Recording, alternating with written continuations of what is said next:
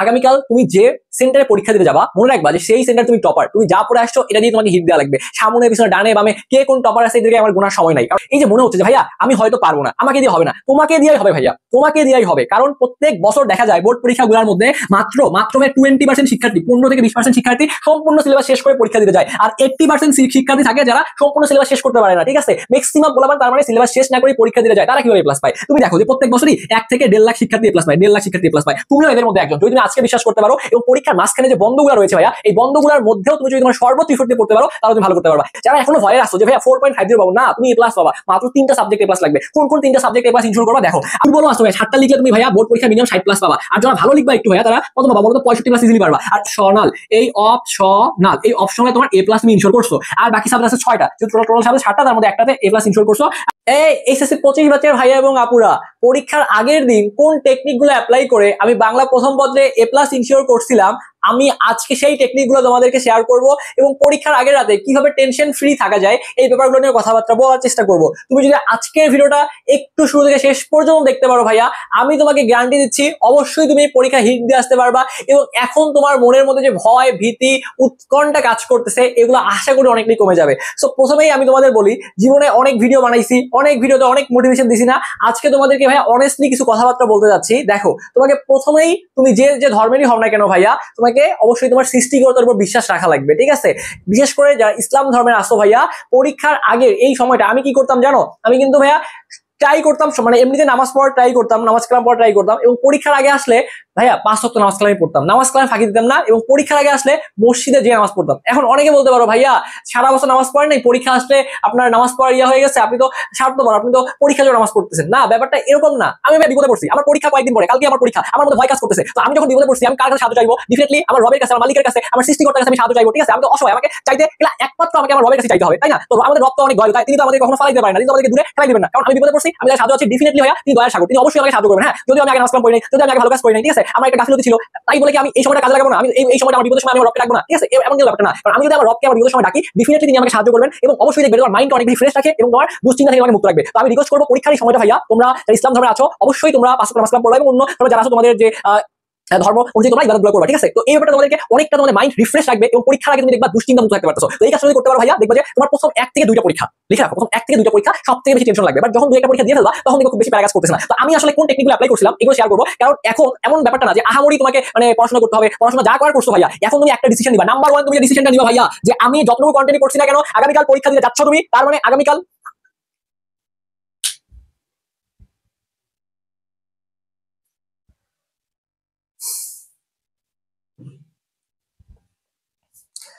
আচ্ছা, দুঃখিত আমাদের এখানে কারেন্ট চলে গিয়েছে, তারপর আমাকে ভিডিওটা কন্টিনিউ করতে হবে, আমি ভিডিওটা শেষ করব।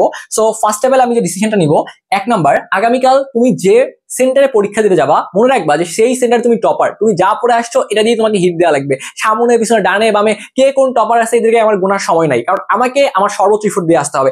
পরীক্ষা দিতে যাচ্ছ, কোনো ছেলে বা কোনো মেয়ে বা বন্ধু বান্ধবী তোমাকে যদি প্রশ্ন করে দোস্ত তোর প্রিপারেশন কেমন, ভাই যা ছিল সব পড়ে আসছি, ইনশাল্লাহ আজকে পরীক্ষাটা হিট দেবো। আর যদি তুমি এটা শো করো যে না ভাইয়া পারি না, কি হবে বুঝতেছি না, হতাশায় আসছি, তখন দেখবে সে একটা মানসিক শান্তি পাচ্ছে, সে ভাবতেছে না তো আমি তো ভালো মতো পড়ে আসছি, আমি হয়তো ভালো দিব। আর যখন তুমি এই কথাগুলো বলবা, তোমার অপোনেন্ট যে তোমাকে প্রশ্ন করতেছে সেই কিন্তু ভাববে যে কিরে এ তো ভালো মতো প্রিপারেশন নিয়ে আসছে, এ তো ভালো পরীক্ষা দেবে, ওর মধ্যে একটা ভয়ভীতি কাজ করবে। সো নাম্বার 1 যে জিনিসটা মাথায় রাখবা, তুমি পরীক্ষা দিতে যাচ্ছ, তুমি টপার, তুমি সেরা। কারণ নিজেকে যদি তুমি সেরা না ভাবো, নিজেকে যদি তুমি ভাবো যে আমি পারবো না, আমি উইক, আমি দুর্বল, তাহলে তোমাকে দুনিয়ার কোনো মোটিভেশনই তোমাকে হিট করতে পারবে না। সো নাম্বার 1 এটাই বিশ্বাস করতে হবে যে তুমি পারো, তুমি সেরা, যা পড়ছো তাই আসবে, এবং বাংলা প্রথম পত্রে এ প্লাস পাওয়া আহামরি কঠিন না। এবং ওভারঅল তুমি কেন এ প্লাস পাবা এই জিনিসগুলো আজকে শেয়ার করবো। সো প্রথম যেহেতু বাংলা আমাদের প্রথম পত্র পরীক্ষা, সো এই বাংলা প্রথমে এ প্লাসটা ইনশিওর করা তোমার জন্য অনেক বেশি সহজ। এবং তুমি যদি ভাইয়া জাস্ট মনকে বুঝাইতে পারো তুমি পারবা, তাহলে অবশ্যই তুমি পারবা। কেন পারবা? দেখো, এইখানে এ প্লাস পাওয়া আহামরি কঠিন কিছু না। এখানে বাংলা তোমার আসবে সৃজনশীল, সৃজনশীল আসবে 7টা। এই 7টার মধ্যে কত নাম্বার আছে ভাইয়া? 7টার মধ্যে আছে 7-10 70 নাম্বার। ঠিক আছে, তাহলে 10 মার্ক করে আমাদের এখানে চলে আসতেছে 70 নাম্বার। তো তুমি যদি ভাই সবগুলো প্রশ্ন লিখে আসতে পারো, এবং সৃজনশীলের যে ফরম্যাটটা আছে এই জিনিসগুলো অ্যাপ্লাই করে 7টা সৃজনশীল লিখে আসলে মিনিমাম দেখবা যারা দুর্বলও আসো ভাইয়া 7টা লিখলে তুমি ভাইয়া বোর্ড পরীক্ষা মিনিমাম 60 প্লাস পাবা। আর যারা ভালো লিখবা একটু ভাইয়া তারা দ্বারা কত পাবা বলো তো 65+ ইজিলি পারবা। আর এমসিকিউ যেগুলো আছে ভাইয়া আজকে খুব বেশি পড়ার দরকার নেই, তারপরেও দেখতে চাইলে শুধুমাত্র বিগত বছরের বোর্ড প্রশ্নগুলো দেখতে পারো, এগুলো থেকেই তোমার মোটামুটি কমন চলে আসবে, এক্সট্রা করে খুব বেশি পড়ার দরকার নাই। জ্ঞানমূলক এবং অনুধাবনমূলক দেখবা, গ ঘ যাই আসুক না কেন উড়াধুরা বানাই লিখে আসবা। ওকে, সো আমি এই জিনিসগুলো আগেও তোমাদের বলছিলাম কিভাবে প্রশ্নগুলো লিখবা, যে ক নাম্বার জ্ঞানমূলক প্রশ্ন আসবে এক লাইনে লেখা শেষ করবো, খ নাম্বার যে প্রশ্নটা আসবে এটা জ্ঞান এবং অনুধাবন দুইটা পার্ট আছে, এক লাইনে জ্ঞানমূলক লিখবো, এরপর 3 থেকে 4 লাইন অনুধাবন লিখবো, এটা আমার একটা পৃষ্ঠায় আমি শেষ করবো। ঠিক আছে, এভাবে আমি পরবর্তী পৃষ্ঠা যাব, পরবর্তী পৃষ্ঠায় আমি গ নাম্বার উত্তর শুরু করবো, গ নাম্বার উত্তর আমি কি করবো, জ্ঞানমূলক অংশটা আছে এক লাইনে যা চাইছে সেটাই লিখবো, তারপর 2 আঙুল ফাঁকা রেখে এখানে আমি ওই আমার পাঠ্য বই থেকে যা পড়ছি সেগুলো লিখবো,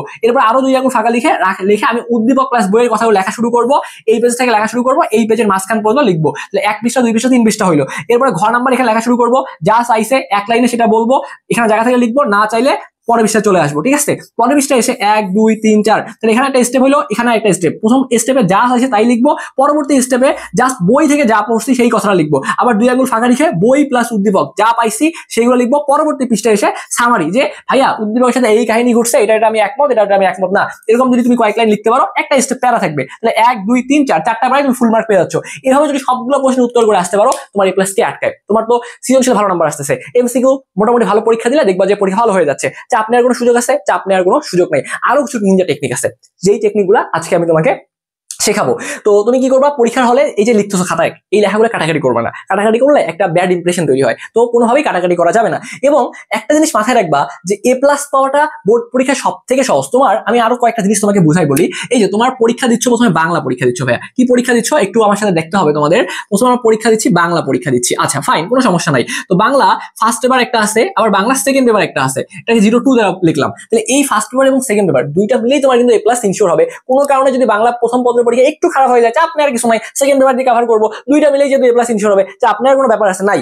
এখন দেখো তোমার এই যে মনে হচ্ছে যে ভাইয়া আমি হয়তো পারবো না, আমাকে দিয়ে হবে না, তোমাকে দিয়েই হবে ভাইয়া, তোমাকে দিয়েই হবে। কারণ প্রত্যেক বছর দেখা যায় বোর্ড পরীক্ষাগুলোর মধ্যে মাত্র 20% শিক্ষার্থী, 15 থেকে 20% শিক্ষার্থী সম্পূর্ণ সিলেবাস শেষ করে পরীক্ষা দিতে যায়, আর 80% শিক্ষার্থী থাকে যারা সম্পূর্ণ সিলেবাস শেষ করতে পারে না। ঠিক আছে, ম্যাক্সিমাম বলাবান তার মানে সিলেবাস শেষ না করে পরীক্ষা দিতে যায়, তারা কিভাবে এ প্লাস পায়? তুমি দেখো যে প্রত্যেক বছরই 1 থেকে 1.5 লাখ শিক্ষার্থী এ প্লাস পায়, 1.5 লাখ শিক্ষার্থী এ প্লাস পায়, তুমিও এদের মধ্যে একজন, যদি তুমি আজকে বিশ্বাস করতে পারো। এবং পরীক্ষার মাঝখানে যে বন্ধগুলো রয়েছে ভাইয়া, এই বন্ধগুলোর মধ্যেও তুমি যদি তোমার সর্বোচ্চ এফোর্ট দিয়ে পড়তে পারো তাহলে তুমি ভালো করতে পারবা। কেন সর্বোচ্চ এফোর্টটা দিবা? দেখো তোমাকে যেন দিন শেষে কেউ কথা শোনাইতে না পারে যে ওর পরীক্ষার মাঝখানে যে গ্যাপটা ছিল, পরীক্ষার মাঝখানে যে সময়টা ছিল, এই সময়টা ফাঁকিবাজি করছে, এই সময়টা 15 ঘন্টা পড়াশোনা করতে পারতো, ও পড়াশোনা করছে 3 ঘন্টা।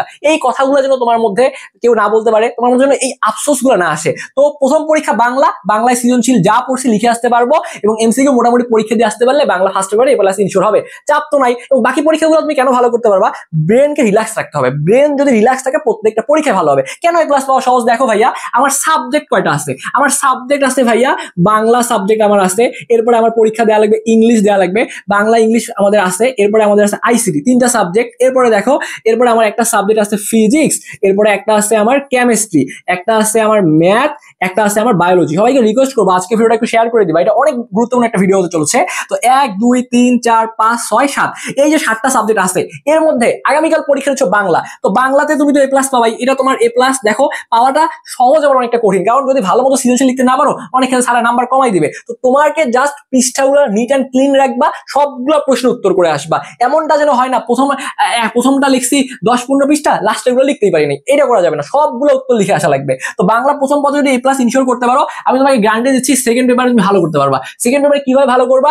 দরকার হলে আমি 4 থেকে 5 ঘন্টা একটা sure shot final suggestion class নিব, এবং এই 4 থেকে 5 ঘন্টা একটা ক্লাসে বাংলা সেকেন্ড পেপার পুরোটা কভার করে দিব, চাপ নেওয়ার কোনো কারণ নাই। এটা তোমার বাংলা নিয়ে প্যারা আছে না, বাংলাতে লিখতে পারলে এ প্লাস, ভালো মতো লিখতে পারলে এ প্লাস, শুধু লিখলে কিন্তু হয় না। ঠিক আছে, তুমি যদি কনফিডেন্টের সাথে লিখতে পারো এবং মনকে বোঝাইতে পারো আমি যা লিখে আসছি এটা দিয়ে এ প্লাস ইনশিওর হবে, সব তো লিখে আসতেছে হবে, এই বিশ্বাসটা নিয়ে যাও। প্রিপারেশন ম্যাটার করতেছে না বাংলার ক্ষেত্রে, এটা তো ফিজিক্স কেমিস্ট্রি না, বাংলার ক্ষেত্রে ম্যাটার করতেছে না, জাস্ট ডেলিভার দিয়ে আসবা, যা পারো তার থেকে বেশি লিখে আসবা, খাতার মধ্যে সর্বোচ্চ এফোর্ট দিয়ে লিখে আসবা, অবশ্যই হবে।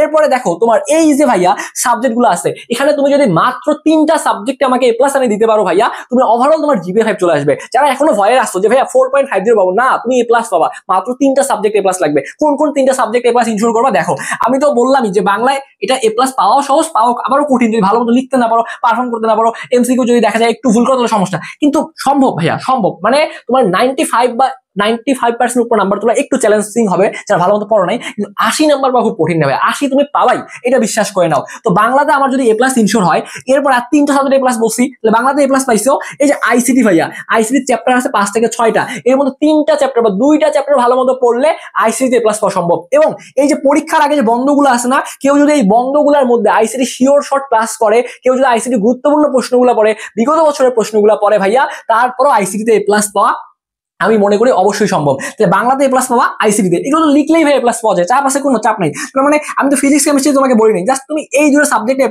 ইনশিওর করো। এবং এগুলোর মধ্যে তুমি কোন সাবজেক্ট ভালো পারো, ইংলিশ ভালো পারো, ফিজিক্স ভালো পারো, কেমিস্ট্রি, ম্যাথ নাকি বায়োলজি ভালো পারো, ঠিক আছে? এখন দেখো ব্যাপারটা দাঁড়াচ্ছে যে তোমাকে এই সাবজেক্টগুলোর মধ্যে যে কোনো একটাতে A+ ইনশিওর করতে হবে। তো অনেকে দেখা যাবে বায়োলজি ভালো পারে, ঠিক আছে, তারা বায়োলজিতে A+ ইনশিওর করবা। যারা কেমিস্ট্রি ভালো পারো, তারা কেমিস্ট্রিতে A+ ইনশিওর করবা। আবার অনেকে আসতো ইংলিশ ভালো পারো, তারা ইংলিশে A+ ইনশিওর করবা। তো আমার সাজেশন থাকবে এই যে কেমিস্ট্রি, এই কেমিস্ট্রিতে A+ ইনশিওর করা আমি মনে করি ভাইয়া অনেকটা সহজ। কারণ এই কেমিস্ট্রির মধ্যে ভাইয়া বিগত বছরের বোর্ড প্রশ্নগুলো থেকেই ওই ফরম্যাটেই প্রশ্নগুলো আসে। এবং অল্প পড়াশোনা করে পরীক্ষার আগে যে বন্ধটা আছে ভাইয়া, 7 থেকে 8 দিনের যে গ্যাপটা আছে ফার্স্ট পেপারের আগে, এই সময়টা যদি তুমি পড়তে পারো ভাইয়া, এটাতে A+ ইনশিওর করা আহামরি কঠিন কিছু না, জাস্ট একটু এফোর্ট দিলে A+ ইনশিওর করা যাবে। তারপরে আমি বাংলাতে A+ ইনশিওর করলাম, কেমিস্ট্রিতে A+ ইনশিওর করলাম, আইসিটিতে A+ ইনশিওর করলাম। এবং ইংলিশে ব্যাপারটা আছে, এগুলোর ক্ষেত্রে ভালো মতো সিস্টেমগুলো জানতে হয়, কোন ফরম্যাটে আগাবা, এই ফরম্যাটগুলো অনুসরণ করে লিখলে ইংলিশে A+ পাওয়া যায়। তাহলে আমার মেইনলি টার্গেট হচ্ছে যাদের মানে A+ ইনশিওর হবে না, যে ভাইয়া খুব বিপদে আছি, কি করবো, কেমনে A+ নিয়ে আসবো, কিভাবে মান সম্মান রক্ষা করবো, কিভাবে নিজের বাবা মায়ের স্বপ্ন পূরণ করবো ভাইয়া, সেই জন্য তোমাকে যে কাজটা করা লাগবে, অ্যাটলিস্ট এই 3টাতে A+ আগে ইনশিওর করো ভাইয়া। 3টাতে A+ ইনশিওর হয়েছে, এবং বাকি কয়টা সাবজেক্ট আছে ভাইয়া, 1টা 2টা 3টা 4টা, এই 4টা সাবজেক্টের মধ্যে দেখো তোমাকে এই 3টাতে আমি A+ ইনশিওর করতে বলছি, 6টার মধ্যে, ঠিক আছে? তোমার সাবজেক্ট আছে 7টা, আর একটাতে A+ ইনশিওর করবা, সেটা হচ্ছে তোমার অপশনাল সাবজেক্ট।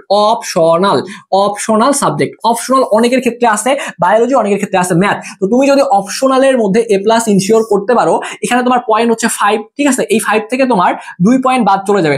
2 পয়েন্ট বাদ চলে গেলে তোমার থাকতেছে 3, তার মানে 3টা সাবজেক্টে তোমাকে ব্যাকআপ দিবে। তাহলে আমি যদি তোমাকে একটু সংক্ষেপে বুঝাই বলি, তোমার ওভারঅল সাবজেক্ট 7টা, এই যে 7টা সাবজেক্ট আছে, এই 7টার মধ্যে 1 নাম্বার জিনিস হচ্ছে তোমাকে অপশনাল যে সাবজেক্টটা আছে। আমি তোমাকে অপশনালের বিপরীতে কথা বলবো, সমস্যা নেই, একটু কথা শোনো আগে। অপশনাল, এই অপশনালে তোমার A+ তুমি ইনশিওর করছো, আর বাকি সাবজেক্ট আছে 6টা, টোটাল সাবজেক্ট 7টা, তার মধ্যে একটাতে A+ ইনশিওর করছো, আর বাকি 6টা সাবজেক্টের মধ্যে তুমি 3টা যদি A+ ইনশিওর করতে পারো, তোমার ওভারঅল ভাইয়া জিপিএ 5 চলে আসবে, ঠিক আছে? তাহলে চাপ কেন নিচ্ছ? তাহলে অপশনালে A+ মনে করো তোমার ম্যাথ অথবা বায়োলজির মধ্যে যে কোনো একটা অপশনাল আমি ধরে নিলাম। তোমার হচ্ছে লাইট কেন বন্ধ হয়ে গেল, আসো একটু দেখি। আচ্ছা, লাইট আবারও আমরা অন করে ফেলছি। তো যে জিনিসটা বলতেছিলাম এখানে, যে অপশনালে তোমাকে A+ ইনশিওর করতে হবে, তাহলে দেখো যে কোথায় লিখছি অপশনালে A+, বাকি 6টার মধ্যে 3টাতে A+ ইনশিওর করবো। অপশনাল মনে করো এখানে বায়োলজি, তাহলে এই বায়োলজি হলো তোমার অপশনাল, এই বায়োলজি হচ্ছে তোমার অপশনাল। তাহলে বায়োলজি তুমি A+ ইনশিওর করছো, এরপরে আর বাকি 3টা সাবজেক্ট, একটা তুমি মনে করো বাংলা, একটা আইসিটি, একটা তুমি কেমিস্ট্রিতে A+ ইনশিওর করছো। বাকি দেখো তোমার যে ম্যাথ সাবজেক্ট আছে, ফিজিক্স আছে, আর ইংলিশ আছে, এই সাবজেক্টগুলোর মধ্যে তুমি 100-র মধ্যে কি ভাই মাত্র 70 পাবা না? আরে ভাই কি পড়াশোনা করছো, অবশ্যই পারবা। 100-র মধ্যে এই যে মাঝখানে যে গ্যাপগুলো থাকে পরীক্ষার মাঝখানে, এই গ্যাপে পড়াশোনা করেও বোর্ড পরীক্ষায় 100-র মধ্যে 70 পাওয়া পসিবল, অবশ্যই পসিবল। তাহলে বাকি সাবজেক্ট, ইংলিশে যদি 70 পাও, ফিজিক্সে যদি 70 পাও, ধরলাম ফিজিক্স প্রিপারেশন খারাপ, ফিজিক্সে 70 পাবা, ম্যাথে 70 পাবা, তাহলে কিন্তু ওভারঅল তোমার A+ চলে আসবে, ঠিক আছে? আর কোনো কিন্তু প্রবলেম নাই। আবার যদি অনেক ক্ষেত্রে এমন হয় যে ভাইয়া অপশনালে কন্ডিশন খারাপ, যে ভাই অপশনালে ফেলও করতে পারি, তাহলে অপশনালে যদি ফেল করো, তাহলে বাকি তখন আবার যে 6টা সাবজেক্ট থাকে, তখন কিন্তু ভাইয়া সবগুলোতে তোমাকে A+ ইনশিওর করা লাগবে, তুমি তাহলে তোমার A+ চলে আসবে। কথা বোঝো? অপশনালে তুমি ফেল, কিন্তু 6টার মধ্যে 6টাতে A+ পাইছো, তাহলে তোমার ওভারঅল A+ চলে আসবে। কিন্তু যদি অপশনালে তুমি ভালো করতে পারো, অপশনালে যদি তুমি 4 পাও, মনে করো অপশনালে তুমি পাইছো 4, ঠিক আছে, তুমি জিপি 5 পাও নাই, পাইছো তুমি 4 পাইছো, তাহলে এই 4 পাইলে এখানে 2 পয়েন্ট বাদ, আর থাকতেছে কত? আরো 2 পয়েন্ট থাকতেছে। তাহলে এই যে তোমার 2 পয়েন্ট থাকতেছে, তোমার বাকি 2টা সাবজেক্টে ব্যাকআপ দিবে। ধরো ফিজিক্সে 70 পাইছো, এটাতে তোমার A+ কাউন্ট করা হবে, ঠিক আছে? কারণ তুমি এটাতে ব্যাকআপ হিসেবে তোমার 2 পয়েন্ট আছে, 1 পয়েন্ট এসে যোগ হলো। আবার মনে করো তুমি ম্যাথের মধ্যে পাইছো মনে করো 70, তাহলে এখানে তোমার 80 কিন্তু আসে নাই, তাহলে এখানে তোমার 1 পয়েন্ট যোগ হবে, তাহলে এখানে 1 পয়েন্ট যোগ হচ্ছে, তোমার এখানে 1 পয়েন্ট যোগ হচ্ছে, কারণ তোমার হাতেই 2 পয়েন্ট ছিল, ওই 2 পয়েন্ট কিন্তু এখানে যোগ হচ্ছে। তাহলে বোর্ড পরীক্ষাগুলোতে বোঝা যাচ্ছে A+ পাওয়া সহজ। এবং এই যে তোমার যে গ্যাপটা রয়েছে, এই গ্যাপের মধ্যেও যদি কোনো শিক্ষার্থী সর্বোচ্চ ইফোর্টটা দিতে পারে ভাইয়া, তারপরে A+ পাওয়া সম্ভব। তাহলে সব থেকে ইম্পর্টেন্ট কথা হচ্ছে কোনোভাবেই হতাশ হওয়া যাবে না, কোনোভাবেই ডিপ্রেশন হওয়া যাবে না। পাশের বাসার আন্টি অমুক তমুক কে কি বলছে না বলছে, এইগুলা মাথায় নেওয়া যাবে না, এবং কখনোই চিন্তা করা যাবে না যে A+ না পেলে আমার সবকিছুই শেষ। তুমি যদি মানে একদম রিল্যাক্স থেকে চিন্তা করো যে আমি যা পড়ছি আমি সেরা, আমি আমার সর্বোচ্চটা দিব, কাউকে গোনার সময় নাই, আমি যে বোর্ডে পরীক্ষা দিচ্ছি এখানে আমি টপ পজিশন করবো, বাকিটা আল্লাহ ভরসা, এই মন মানসিকতা নিয়ে যাও। হ্যাঁ তোমার প্রিপারেশন খারাপ থাকতে পারে, তুমি ফাঁকি দিতে পারো, পড়াশোনা নাই করতে পারো, কিন্তু এখন থেকে যে সময়টা আছে ভাইয়া, একটা সেকেন্ড সময় নষ্ট করা যাবে না। এই প্রত্যেকটা সময় যদি কাজে লাগাইতে পারো তাহলে দিন শেষে তোমার আফসোস থাকবে না। তুমি নিজের মনকে বোঝাইতে পারবা যে ভাইয়ের একটা কথা শুনে পরীক্ষার আগের যে সময়টা ছিল, পরীক্ষার আগের যে মোমেন্ট গুলো ছিল, আমি আমার সর্বোচ্চ তো ইফোর্টটা দিয়েছি, আমি তো ওই সময়টা ফাঁকিবাজি করি নাই, যখন আমার হুশ জ্ঞান ফিরছে ওই সময়টা আমি আমার সর্বোচ্চ ইফোর্টটা দিছি। ইনশাল্লাহ আমার লাইফে কোনো আফসোস নাই। এ প্লাস পাইলেও আলহামদুলিল্লাহ, যে রেজাল্ট আসবে আলহামদুলিল্লাহ, ঠিক আছে? নিজের মনকে বোঝাবা, দেখবা যে কোনো চাপই নাই। তো বোর্ড পরীক্ষা তোমাদের সকলের ভালো হবে আশা রাখতেছি। তোমাদের সকলের জন্য দোয়া থাকবে, শুভকামনা থাকবে। জাস্ট উড়াদুরা হিট দিয়ে আসো, বাংলা প্রথম পত্র পরীক্ষা দিয়ে আসো।